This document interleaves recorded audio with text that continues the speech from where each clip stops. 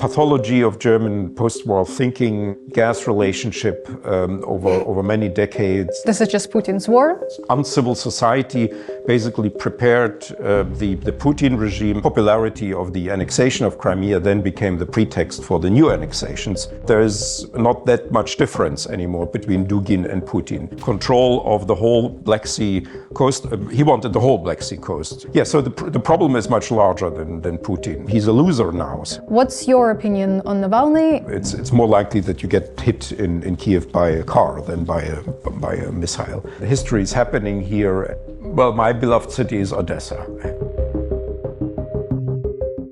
Hi everyone, my name is Julia Tymoshenko and you're watching a series created by Ukrainian in English in which we talk to different journalists, academics and experts from different countries and fields about their perspective on Ukraine, the Russian invasion and its global impact. And today you have a chance to look at Ukraine through the perspective of Andreas Umland, a political scientist studying contemporary Ukrainian and Russian history and an analyst at Stockholm Center for Eastern European Studies. Thank you so much, Andreas, for being here. Thanks. It's a big honor to speak to you. Likewise. At first, I wanted to start with asking you how you got interested in studying this region. So if you could walk me a little bit through the moment when this interest was born through your academic career at large. Well, as you're saying, how the interest was born, I was born in East Germany to a Russian mother. And like many other Ukrainianists, I came to study Ukraine through first studying Russia, and I lived in Russia for a while. And I studied Russian ultranationalism, wrote dissertations on such people as Vladimir Zhirinovsky and Alexander Dugin. And then I almost incidentally ended up on a position here in Kiev, at the Shevchenko University first as a visiting lecturer. And then I fell in love with Kiev, with Ukraine. That was in 2002. And then I continued working here and then learned Ukrainian after a while.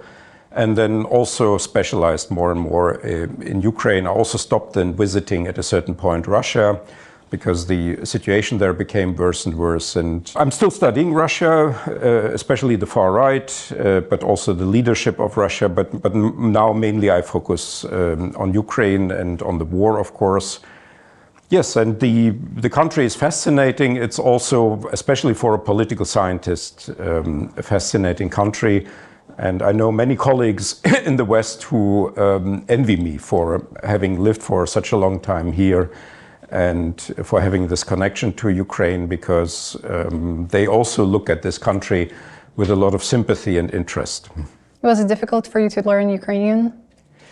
Not that much. I knew already Russian well, and I picked it up basically Ukrainian, and I never had actually a single lesson of Ukrainian language. I just read it and listened to it and then started speaking it, and now I feel not quite as comfortable in Ukrainian as in English, for instance, which is my second foreign language, but I can now express myself in Ukrainian. Yeah, that's great. I think it's very important when somebody who studies this country specifically takes an effort to learn the language.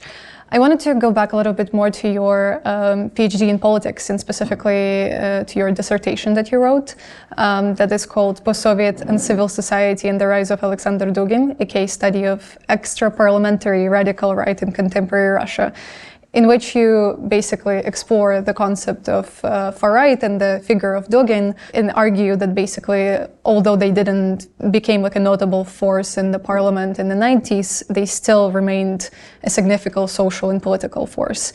Could you expand a little bit more on that? Well, there's an interesting parallelity here in that in late 19th century Germany, and in general, I would say I came through to the study of Russia through the study of modern Germany. Interwar Germany, especially in fascist Germany, but also late 19th century Germany, we had first a rise in the 1870s of anti-Semitic parties. And then towards the end of the 19th century, the anti-Semitic parties actually disappeared.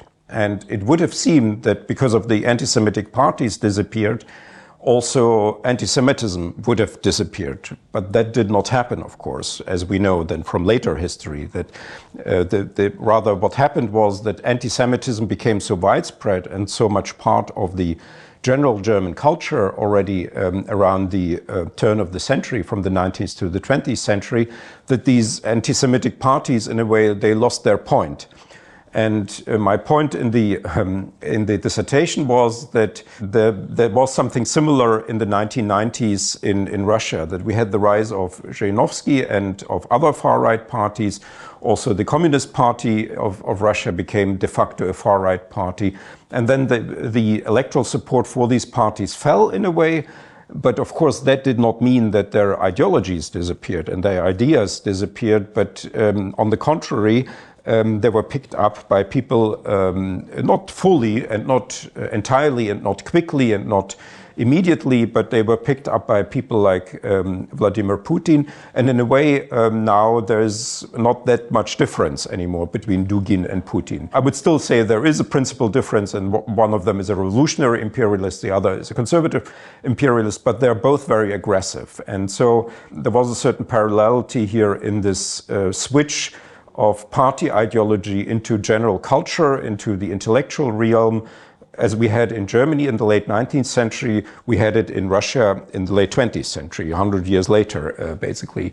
And that was an interesting parallelity, but well, this is now all history. Now we are already far. I mean, I wrote this in the 1990s, in the early 2000s, when these developments took place. I wrote my first dissertation on Zhirinovsky, and then Zhirinovsky became less important, and then it seemed that people like Dugin became more important. But Dugin was not a party politician, and he never sort of could demonstrate the relevance of his ideas by electoral support. He never became a political figure. But nevertheless, I think he had an impact on post-Soviet Russian development, and of course a very negative one. He was actually, you could argue in the 1990s, the first one who formulated the current ideology of Russian Ukraine policy. Not of the Russian general ideology, not for domestic affairs of Russia, but what Russia is now doing to Ukraine was already written by Dugin in his book Основы геополитики, The Foundations of Geopolitics in 1997. Almost 30 years ago, he formulated that. And how would you describe his formulation? What was specific thesis Well, he there? wrote quite, the area that is now annexed was by him already then identified as this has to be, we have to get control of the whole Black Sea coast. He wanted the whole Black Sea coast, right to Transnistria, basically. And obviously Russia wanted to do that too. They wanted to take Odessa and so on, but they couldn't. But what has now happened actually was then actually prescribed by Putin. He said, Ukraine has no right to exist. We need the Black Sea area. This country is not a real country. This is the things that we are now hearing from Putin, Medvedev, Patrushev, and so on. He was more radical, and he is a revolutionary. He wants to create a new Russia, a new world. That is not something that Putin wants. He wants rather a restoration of the old empire. So there is a difference between them. But the Ukraine policy in particular was something that Dugin basically formulated. He was not the only one. There was another called Yevgeny Morozov in the 1990s who also wrote about Novorossiya. He then developed this ideology of Novorossiya, and others, actually many of them. That was actually the point of the dissertation that you mentioned. That you have many of these civil or uncivil society actors, and Dugin was just a case study. And maybe he was not even the most important one of all of these actors. But this uncivil society basically prepared the Putin regime and Putin's foreign policy.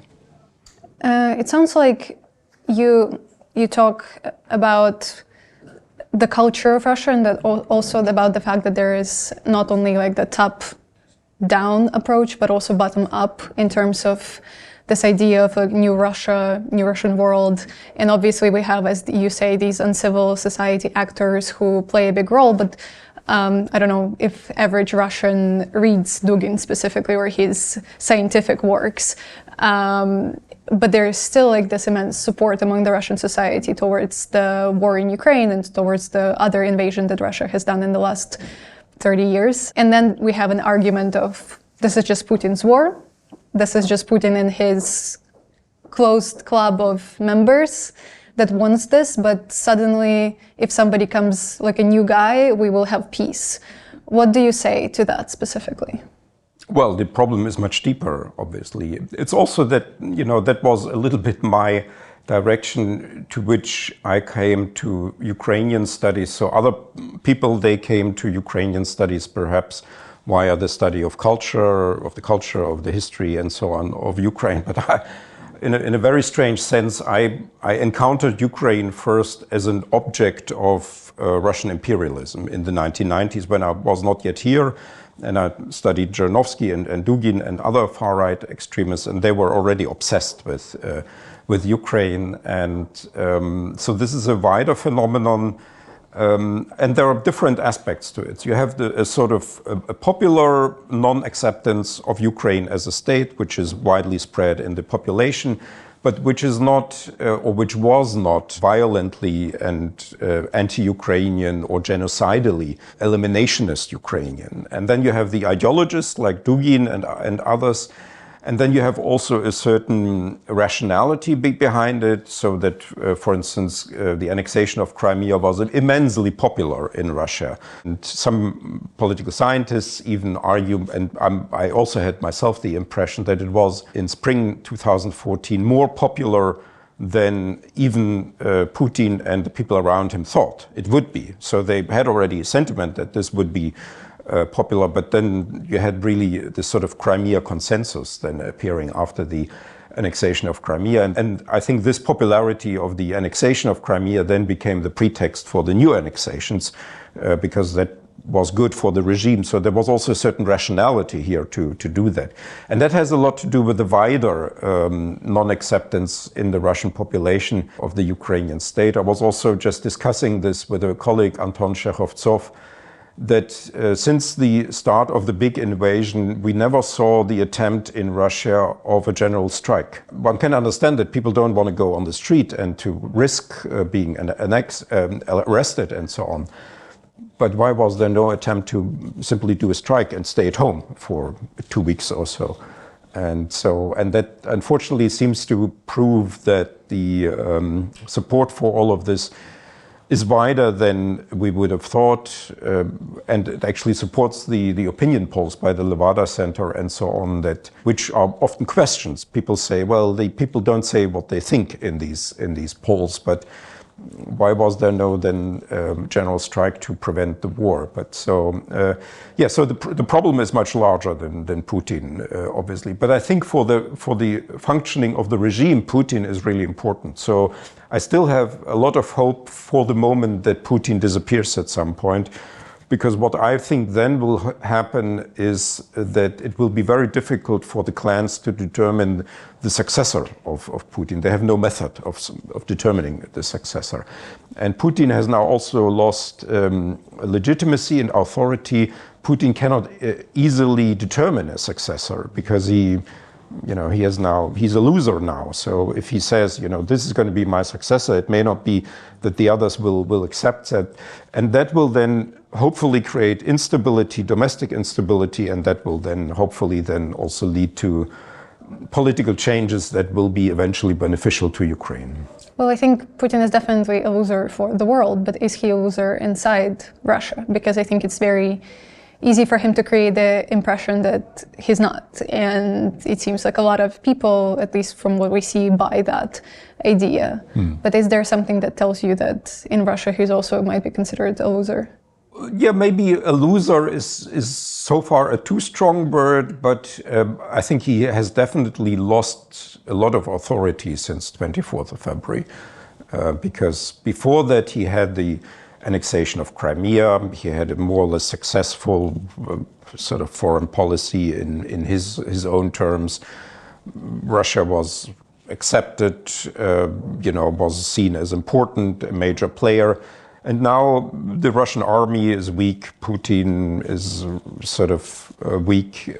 Russian people in general have become just unpopular. You see that in the worldwide polls, that Russia is simply much less popular than it used to be. And also, I think the Russian economy will more and more then be hit by the sanctions. The living standards will go down, the economy will not develop. So I think at the end of the day, he will come out from all of this as a loser. And then there is also this sort of perception of Navalny in the world, and as this almost like the only hope for future of Russia. A lot of people perceive him that way. A lot of people still who support Ukraine, they still praise him and see him as this big, great figure that will come and suddenly bring democracy and freedom and stop the world and the war, and the world will become better the same day. And there is also Ukrainians and also pretty much every other nation that has suffered from Russia who's very skeptical of this figure because of his xenophobic expressions. Also, one could argue far-right views. What's your opinion on Navalny and on the criticism and praise that he receives in the West specifically? I cannot look into his head at the end of the day. I don't know how also he would then behave once he gets power, if that ever happens.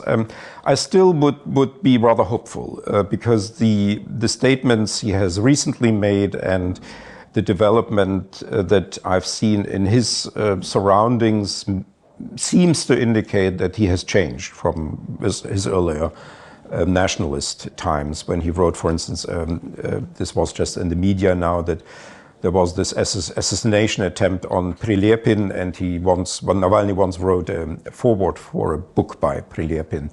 And then he said, derogative things about Ukrainians, about Georgians, and so on.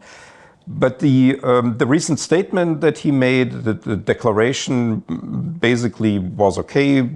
Crimea is Ukrainian. We should get out of Ukraine and all of that. These people also develop. So I would still think of him as a rather hopeful figure if he ever gets out of prison and if he would get power. I understand that Ukrainians are skeptical. There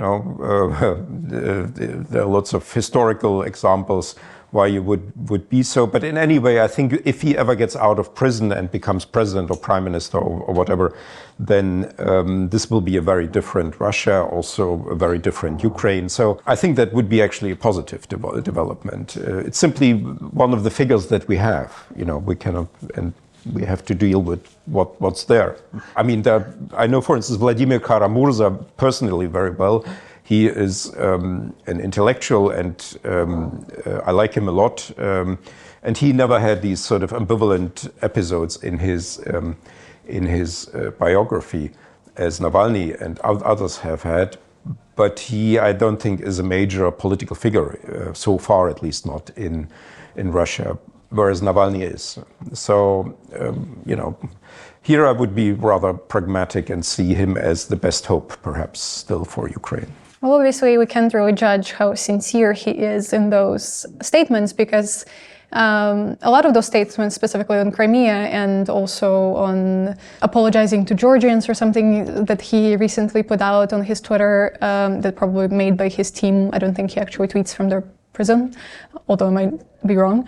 A lot of them seem like they came under the pressure that has been shown by a lot of Ukrainians, Ukrainian activists, just advocates for Ukraine from abroad. And also I think Navalny's team is smart enough to understand that in order to be more widely accepted in the West, they need to put out these statements.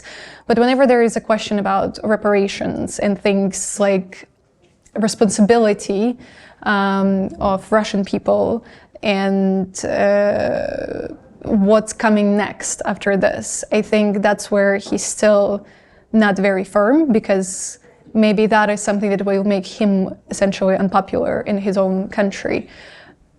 Do you think it's even possible to hope with him that we will get the restorative justice that we demand as Ukrainians from a figure who's still very hesitant to talk directly about it? Well, that's, I mean, that so many things would have to happen before that becomes then actually a topical and an urgent, salient question. I've talked to one of his close associates, Vladimir Milov, who belongs to his team. And from the way he talks about this, yes, I would say that they acknowledge that there has to be reparations, there has to be this restorative justice, and people have to be put in prison and have to go to court, those who are guilty. That is the question of guilt. But then, and we know that I know that from German history. Then there's the question of responsibility. Yeah. So, and that is indeed a difficult question. We had that in Germany too. That people after World War II were saying, "Well, I didn't know. We couldn't do anything. It was a dictatorship and so on." So that will be certainly also there in Russia, and also in Germany. We had, I mean, the first governments of Germany, they were not very, they acknowledged the guilt, they acknowledged also responsibility, but there was no immediate Vergangenheitsbewältigung, this coming to terms with the past, this sort of recognizing fully the responsibility that came only later. But I think we have to deal with what we've got. If there were a more popular other Russian politician with less problematic episodes in his past or her past, then I would probably prefer that person. But I don't see anybody comparable to him. But in any way, it may be a very theoretical discussion, because whether he ever gets out of prison and whether he will be healthy, but if he gets out, whether he will not die in prison, we don't know yet. So this is all very theoretical so far. Yeah, and it's very interesting what you're talking about Germany specifically, and just overall German society coming to terms and understanding the collective responsibility, and also not just on the top level of the government, but also the personal level. Do you think that the Russian people ever would be able to see Ukraine and then the rest of, I guess, the region and the world without their imperialist bias? And do you believe that they will ever be able to accept the responsibility for the crimes? Well, the German experience, again, is that basically, yes, that is possible. I mean, still, I would argue that the German crimes, they are of a higher order than the Russian crimes so far. What do you mean by that specifically? Well, there were 50 million dead and gas chambers and so on. So what is now happening in Ukraine is terrible, but still the overall, if you count it simply, and also in terms of the annihilation, the Holocaust is something specific, and I mean, there's a pathology that goes even deeper than the current Ukrainophobia of Russia with gas chambers and so on. But we are not at the end of the story, it can be here even worse. I mean, that unfortunately one cannot exclude that. Yeah, I mean, this is, some people say that what would have to happen is actually that the current Russian state would have to disappear in its current form for the imperial impulse to disappear. So that could be true, and it's actually what happened to Germany. The old German state disappeared, it was divided, and then it later reunified. And anyway, even the reunified now current German state is much smaller than the previous German state. So maybe something like that would have to happen to Russia too. This is all a lot of speculation now. One thing to get away from this imperial past and impulse, I've written about that with a colleague before, Valentina Romanova, is decentralization. Maybe a decentralization on the model of the Ukrainian decentralization of all models, so that you would transfer power in a reconstituted Russia to the local level, and a lot of power to the local level, to the cities, the the local communities, and then perhaps politics and the political thinking would change. That may be an alternative to the breakup of the country, because then people would be more engaged with the local affairs of their village or of their city. And now I want to talk a little bit more about perception of Ukraine in academia specifically, and how it has changed or not changed yet. Because as someone who also studied in an American university and has seen these Russian studies programs that sometimes are called Eastern European or Slavic studies, and when you just swipe through the courses or just the program offered, it's usually very Russia-centric. And even if it provides any kind of view on any other culture, country, region, part of the region in Eastern Europe, it's usually from the Russian perspective. And then you have the decades of US and European academics traveling to Russia, doing this intellectual exchange, studying Russia, but again, mostly from that Moscow-based perspective. What's your opinion on that, just in general, as somebody who specifically, I guess, encountered Ukraine, as you mentioned, through your studies of Russia? And do you think that academia in general is changing and decolonizing its view, perhaps, on other parts of Eastern Europe? I've been in Russian studies, in Ukrainian studies for the last 20 years. And before that, as I mentioned, I was in Russian studies. So I don't know that well, actually, Ukrainian studies. I've been to the major centers in Edmonton and in Harvard and in England and so on. So, but I wouldn't know as well the history of Ukrainian studies as perhaps other experts whom you may interview here. But what in Russian studies was always a problem, I think that there was and that's also why I studied then eventually Zhirinovsky and Dugin, is an inattention to these pathological traits in Russian political thought, and especially the imperial traits. And that is still expressed, for instance, in this very bizarre term of Eurasian, which is in the names of many of these centers and so on. The problem here being that when the term Eurasian is used, what is meant is not the Euro-Asian mega-continent, the whole of Europe and the whole of Asia, but something else. And it's also not Central Asia. Sometimes when it says Central Eurasian, I can sort of understand. Then it's Central Asia, simply the Central Asian former Soviet republics. But what is Eurasia actually when you use it in this for this post-Soviet sphere? Because that is then actually a proto-fascist term.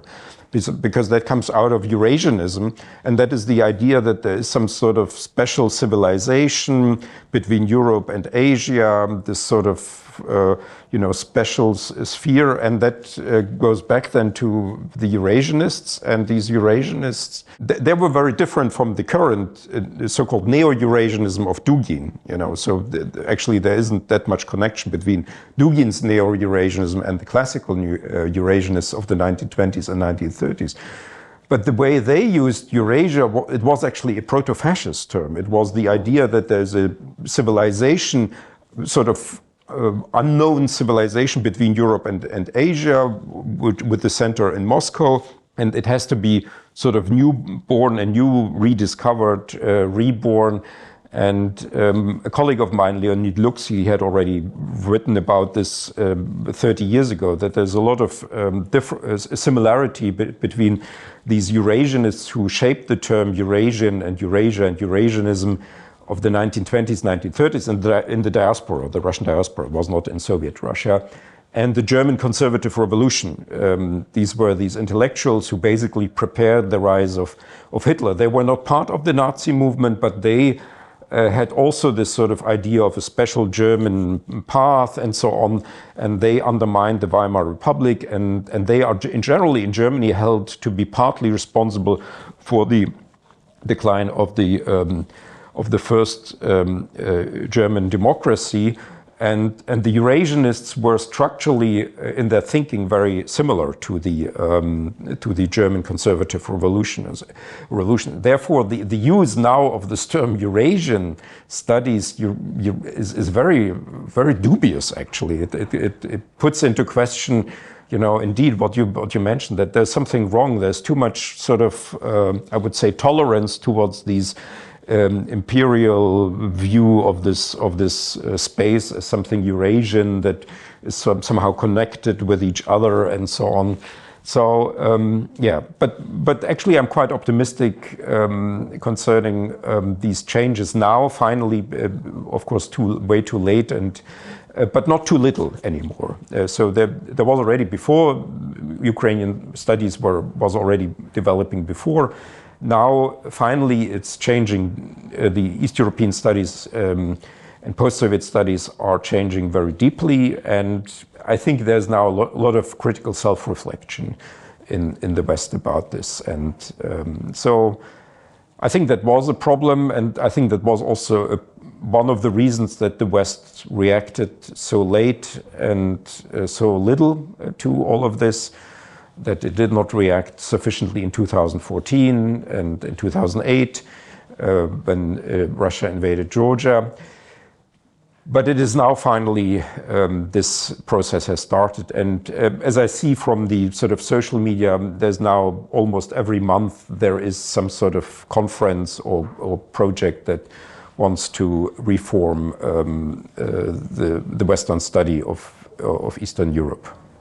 It's very actually interesting that you mentioned that you connect this to the reason why the West was so slow in responding or unresponsive at all to the 2014 invasion of Georgia, because universities and these academic spaces, that's where the knowledge is being created and is being spread then.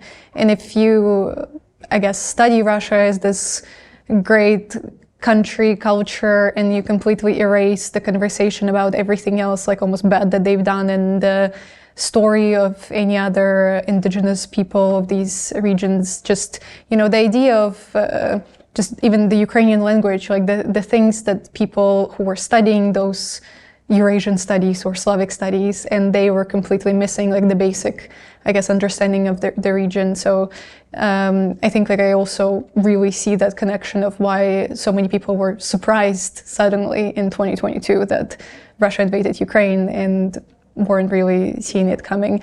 What do you think, I guess, as somebody who also is connected to Ukrainian academia, what do you think Ukrainian academia needs to do to foster these connections between different academic institutions around the world, and to make sure that Ukrainian studies and understanding of this region from also our perspective increases overall?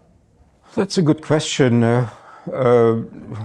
I mean, do more. I mean, to say something qualitatively novel is difficult. Sometimes what I observe, but again, that is a very personal observation, is that there is, and maybe that is a bit too critical now and maybe even insensitive when I'm saying there's too much advocacy.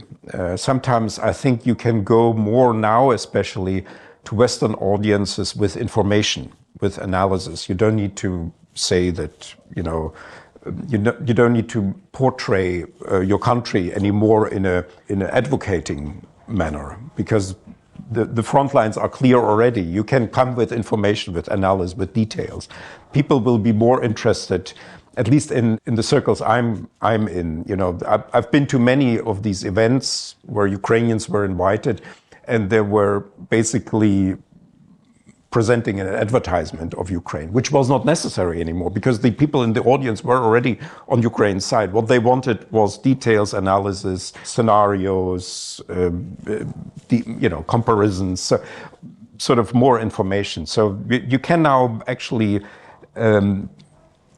proceed from the fact that there's a lot of interest, actually. And now you literally have to feed the interest with information, and you don't need to say anymore. Sometimes people, they seem to think, well, you come there and you say, Russia is bad, and then you see there's no reaction to it, and then people think, well, we should say now that Russia is very bad. Maybe then we'll get something. But the problem is not that people don't understand that Russia is bad, but they want to hear some information. They don't want to be told once more what they already know. Do they want to hear like why? Like the answer of that? Do they want to hear more background? Yeah, I mean, I think what you can sometimes, I think Ukrainians and in general East Europeans, they can provide information about Russia that people in the West will not know. And here you can speak about, let's say, the suppression of Ukrainian language in the Tsarist Empire, and here you can come with information rather than with saying, Russia was always bad under the Tsars, and it's rather that you illustrate that with details and you say, well, what we've heard, we hear now from Putin, you could already hear from the Tsars, back almost 200 years ago. And if you can then illustrate that, that will have an effect. That is something that people may not know yet. But it's more about analysis and information than about advocacy. But that is something that, of course, is also shaped by the particular conferences and meetings I'm going to. And often you have actually people from the West sitting in the audience that are actually reading on Ukraine every day. And then, comes a Ukrainian delegation and tells them, we've been always Europeans, Russians have always been, authoritarians. And, yeah, of course, we know, but now, we're here in an expert meeting and we want to know some information now, what is happening with the economy, with culture, with society, and so on.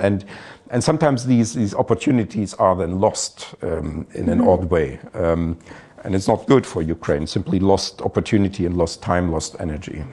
That's a very interesting point and suggestion, I think, just overall how to improve that kind of communication, because I see it more as a communication problem, and I totally understand probably people in those circles, because when you come to this intellectual spaces where people have a privilege to just read about these things, but your family or you're yourself impacted by this, I think it also impacts the way you talk, and sometimes it's probably really hard to separate yourself from that. So maybe that's where advocacy comes from, but I think your point is very valuable. Yeah, the odd thing is that the people who are doing the advocacy are usually very well informed. So they have the information, they know the details, the numbers, and the facts and so on. But they feel that they have to make some advertisement, which is not necessary anymore. I mean, now, especially now, after the start of the war, now Russia is discredited to such a degree anyway. I mean, Putin is discrediting the country now to such a degree that you don't need to tell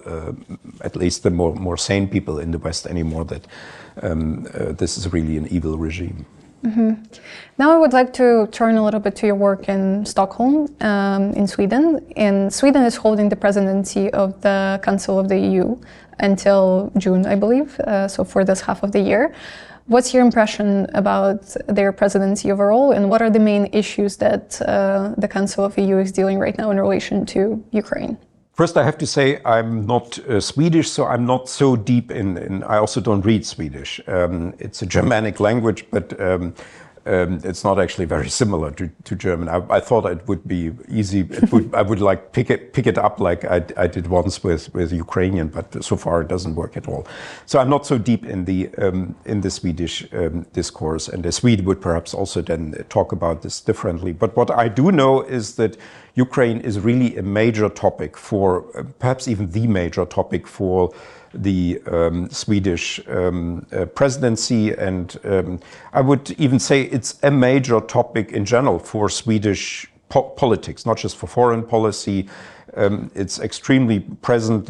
As you may know, the sympathy for Ukraine in Sweden is exceptionally high. It's actually higher than in my home country in Germany, where you have these sort of ambivalent, especially in East Germany. I come from East Germany. You have these bizarre, still Putin-Versteher and this very bizarre discourses. That is not absent in Sweden, but is much smaller. It's marginal there. So there's a lot of sympathy, a lot of attention for Ukraine. And Yeah, and Sweden is one of the best I would say Western partners of Ukraine. That has been already earlier proven by, for instance, the Eastern Partnership Program that Poland and Sweden together initiated.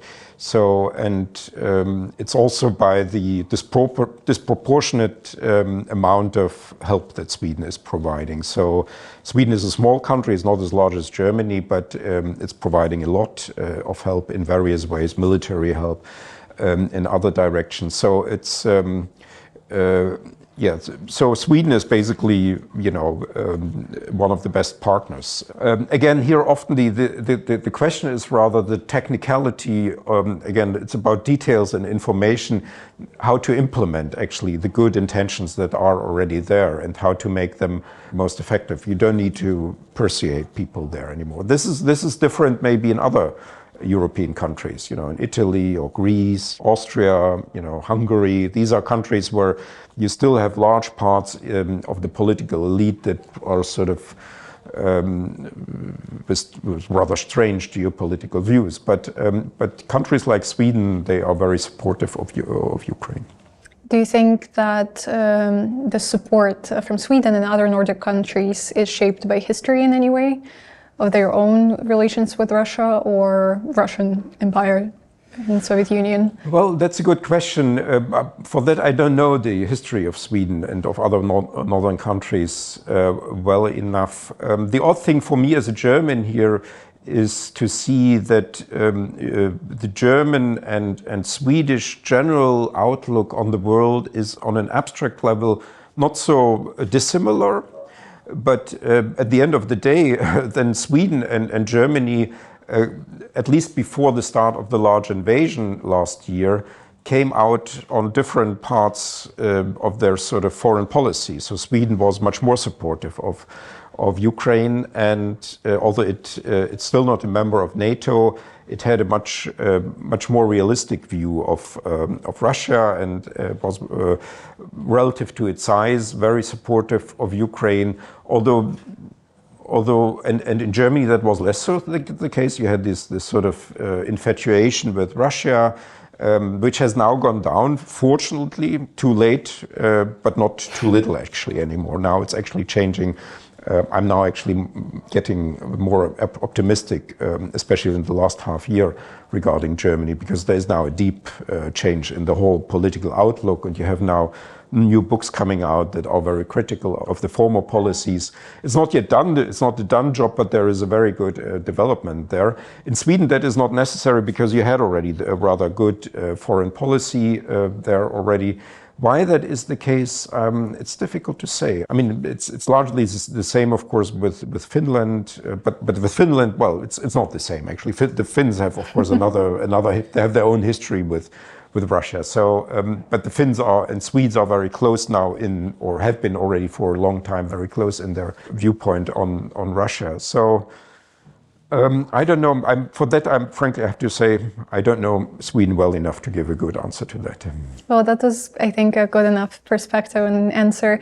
And since you mentioned Germany a lot, and you're German, I think we've seen a lot of hesitation from Germany since the start, and you wrote about it actually in some of your articles in Ukraine, about that blind spot in Germany's foreign policy when it comes to military help to Ukraine, because Germany and the government was very helpful in taking Ukrainian refugees and providing humanitarian and other kinds of aid. But when it came to the weapons, that's where the situation was completely almost like ridiculous at some points. We've heard like different arguments such as like, oh, we can't allow like a German tank hit like a Russian tank again. So there's a lot of historic memory and maybe that responsibility about which we've talked about that comes into play. But it seems like in a lot of those aspects, German government is completely missing the point of what's happening. Yeah. Mm-hmm. Could you elaborate a little bit on that and just overall, why do you think that's the case? I would say the dark side of the German so-called Ostpolitik of, I would say, the last 50 years. And we had already bizarre developments in the 1980s when there was this special relationship with the East German Communist Party, the Socialist Unity Party, and the Social Democratic Party. And then, the skepticism towards the solidarity movement in Poland. So that is not a new thing. That goes back much further. Some people even say that goes back to the interwar period, the Rapallo Treaty, and so on. So there were these long lines of special relations between Russians and Germans as the two numerically largest nations of Europe, and who have this sort of Seelenverwandtschaft, the unity of the souls, or the closeness of the souls, and this sort of mutual cultural interest and all of that. That has then also had an effect on the foreign policies and the economic policies. We had then this gas relationship over many decades, with the Soviet Union already starting. That is a very embarrassing story, and that then mixed up with general German pacifism, and in a way the pacifism was perhaps something good at a certain point. After World War II, the Germans became pacifist, better pacifist than the other extreme. But that became then a very unrealistic sort of view of Eastern Europe when Putin came to power. That was perhaps still justified with Yeltsin. I think Yeltsin was a more ambivalent figure. Some people see more continuity. I think Yeltsin was a different political animal. But with Putin, then this sort of pacifist tradition became really a problem for Eastern Europe in general. This is now changing finally. It's too late now in a way. We have the big escalation. The military help that Germany is now providing should have been provided 2 years ago. Then perhaps we would not have this war now. But that was not possible.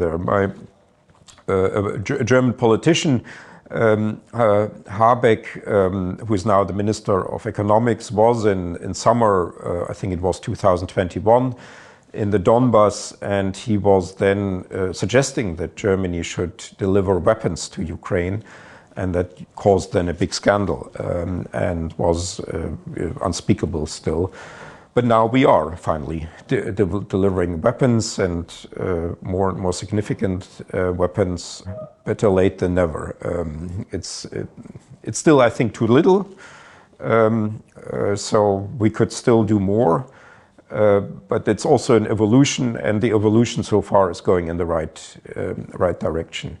Why this has? I mean, it's a complicated mixture of sort of misjudgment, of economic interests, of some sort of infatuation with Russia. And it's for different figures, for different politicians, it's different things.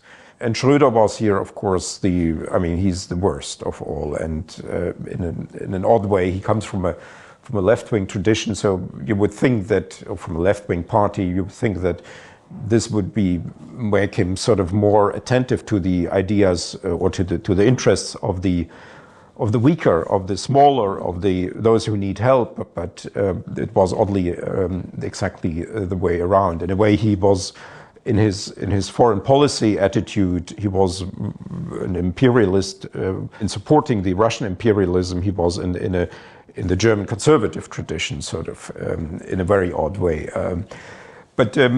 Yeah, that's a pathology of German post-war thinking, and that's where we still have not gotten fully over our pathologies in our sort of national memory. But there's now actually a process going on that makes me optimistic. Books coming out that criticizing that a lot, and I hope there will be also then some parliamentary commission. We will have actually a formal process of a critical reflection of all of this. What's the cataclysm of that change? Because the moment of the invasion didn't make it happen? You mentioned like the last half a year that like changed a little bit, and you mentioned that some German politicians coming actually and visiting Ukraine and seeing the front lines and then understanding.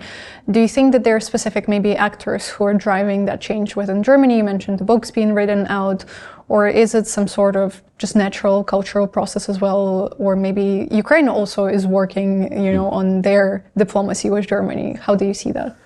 Well, the official German reaction was rather fast and rather decisive. That was the famous Zeitenwende, the changing of times speech of Chancellor Scholz on, I think, the 27th of February, 3 days after the large invasion started. And he then said, we are now living in a different era and we have to change. So on the official level, actually, the reaction was rather swift. And I was even at that moment, at least by the speech itself, positively surprised because it was very clear. But then the actual adaptation of the practical policies was too slow. The decisions on delivery of weapons came too slow.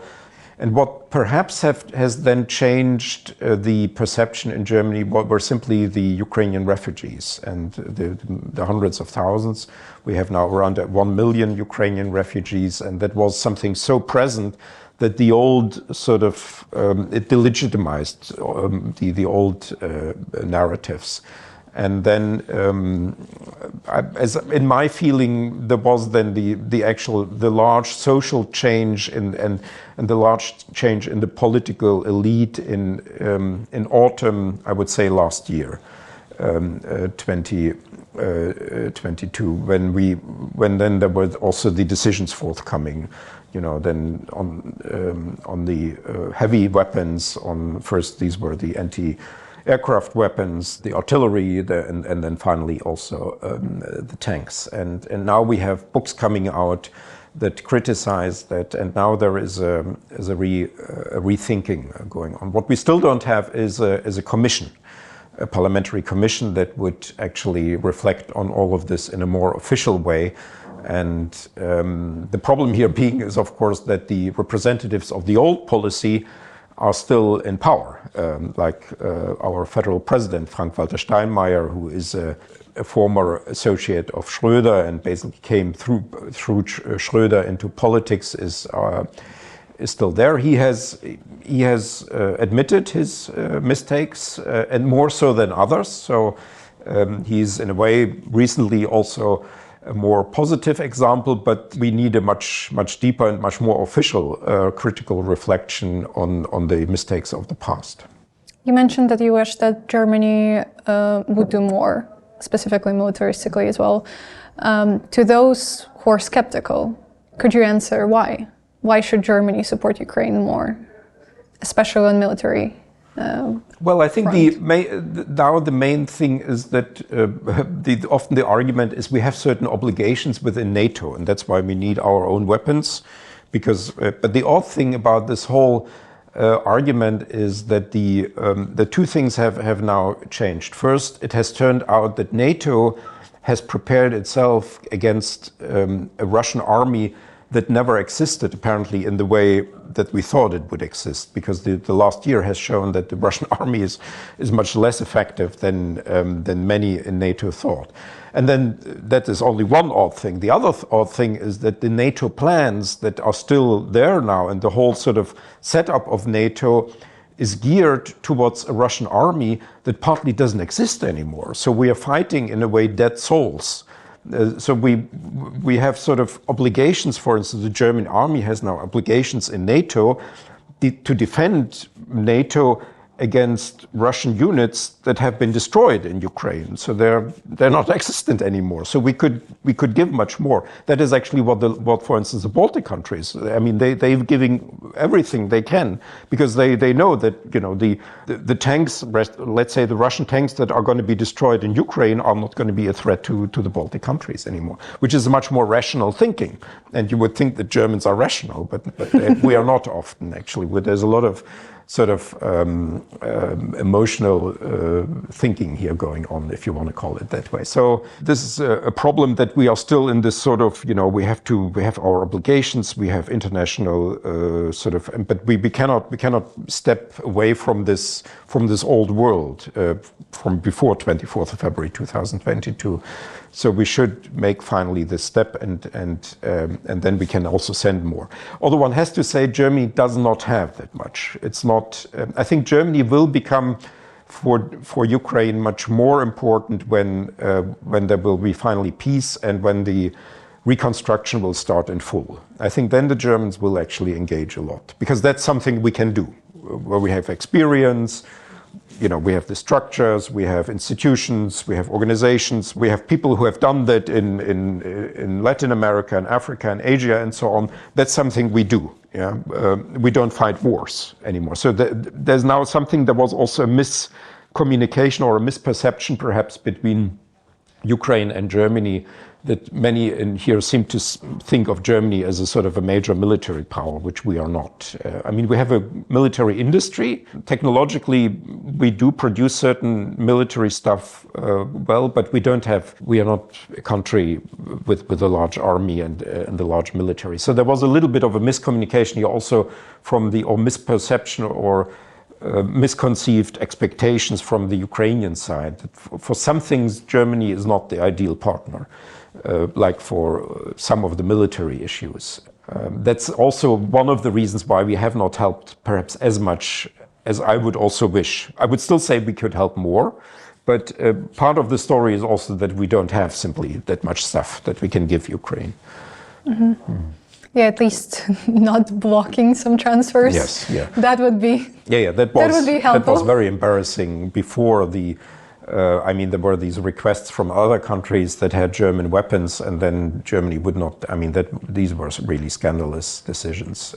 Yeah, but talking to you makes me hopeful that as you say, something is changing. Hopefully, we'll see more proactive, at least when it comes to transferring partner weapons to Ukraine as well.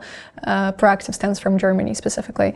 Last summer, you also wrote an open letter to your international colleagues, where you basically called on the international political science, international relations experts community to visit a wartime Ukraine. Because you basically said that the history is happening here now. How did you come to that idea specifically, and why do you think that the history in Ukraine is right now? Obviously we know geopolitically, but why being specifically in Kyiv or any other part of Ukraine is something that is valuable for people of your background, for example? This has been, this article came out in several languages and several settings, has been criticized also. People have said, well, this is wartime tourism, and that there's a certain voyeurism associated with that, But the point of the article was actually that both traveling to Kiev and Kiev itself is actually pretty safe, and that of course, we have now these frequent attacks, and I wrote this article last summer when there was this quiet period, and then I was here in October when the bombardment of civilian infrastructure started. I was actually observing that from my window here in Kiev, the hits on Kiev. So that was already slightly different, but still, as you of course know much better than me, it's more likely that you get hit in Kiev by a car than by a missile. So the point was simply to say, well, to my colleagues, political scientists, you have here history happening, and you can go here. It's a little bit inconvenient, but there are now different trains you can come here with, and buses and so on, and routes that you can come here and you can observe history here. And also what I think is that, and some people have criticized that, they say, some Ukrainians have criticized that. They have said, you shouldn't come now, these people should come after the war. They're very welcome, but after the war, not now, because that is dangerous and so on. But you know, I mean, we live only one time, and you want to, you know, and history is happening here, and at the end of the day, at least if you visit the cities in Ukraine that are not directly involved in sort of wartime war efforts, where you have significant civilian life, the arrival of tourists will not be a strain to the infrastructure. And on the contrary, it will actually bring money. It will actually, you know, be good for businesses here if you go here, and then you bring first-hand experiences back and so on. So that is good for Ukraine's integration, Europeanization, partnerships with Western countries. So on the whole, there were some arguments against it, and some of them are valid. You know, in a way, it is wartime tourism. In a way, of course, the Ukrainian infrastructure is now geared towards the war effort. But I think on balance, if people come here who are well prepared to do that, who have maybe acquaintances here, who are coming here with a purpose, who can sort of contextualize that. On balance, I think there are more arguments in favor of inviting people to come here. And I don't think it's irresponsible. Some people have said it's irresponsible to say that, but I don't think it is. I mean, I'm now being here, and even now that in the last week here, there were lots of attacks on Kyiv, but most of the or at least actually all of them, as far as I know, all of the flying objects that have recently, in the last week, been sent from Russia to Kyiv have been shot down. So there was no actually hit in Kyiv. So I don't think it's irresponsible to invite people to come here. And if you are a political scientist, I mean, or a historian, I mean, that's what we're studying. I mean, that's our business. And to sit somewhere in your office in North America or Western Europe is ridiculous. If you can actually come here and it's relatively safe, and you have, you know, the hotels are working, the restaurants are working, the banks are working, it's all there, and you don't need a visa. You can just get on the train and come. And talk to people actually, instead of I think there is many ways in which you can do it ethically. Obviously, we've seen examples of war tourism and voyeurism, and people coming from outside and not being very ethical in the way they portray their time in Ukraine at this specific time. But there's also, as you said, large economic benefits, and just if you do it right, there is it outweighs obviously the kind of the arguments against that. Lastly, I guess we've talked about so many topics, and it's been a pleasure to talk to you and hear your opinions about all of these things. What's your personal favorite place in Ukraine that you would recommend to other people to visit? Mm-hmm. Well, my beloved city is Odessa, I have to say. You know, it's just why? Well, just the combination that you have a very convenient and you know, very lively city with the sea, with beaches, you know, and that's just a... Unfortunately, right now it's not. Yeah, I know. That's, but really that's also because I like water a lot. So, and I also do ice bathing in the winter and so on. Here at the Dnipro as well. So, but there, you know, I have everything. I have a nice city, excellent restaurants, beautiful architecture, and beaches. So, what else do you need? Well, that's beautiful. Thank you so much. It's been a pleasure talking to you. And thank you everyone for watching. We had Andreas Umland with us, a political scientist and an analyst, and we've talked about many topics relating to Ukraine, Germany, and the overall impact of the Russian invasion on the world. If you enjoyed this video, please subscribe to Ukrainian English channel and stay tuned for next video in this series.